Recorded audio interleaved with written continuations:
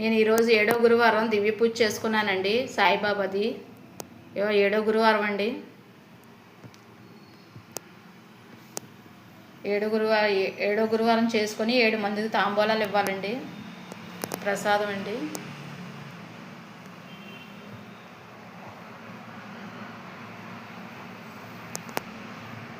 ఈ పూజ చేసుకుంటే చాలా మంచిదండి. నేను 7 గురువారాలు పూజ చేశాను.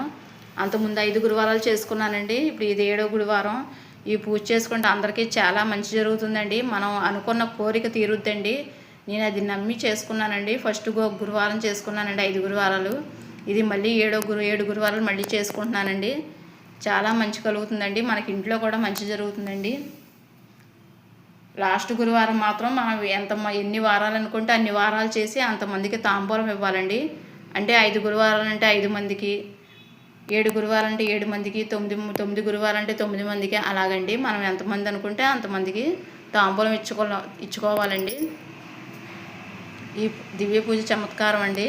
అనంతకోటి బ్రహ్మాండ నాయక రాజాదిరాజా యోగిరాజా పరబ్రహ్మ శ్రీ సచ్చిదానంద సద్గురుం సాయినాథ్ మహారాజ్ కీ జై.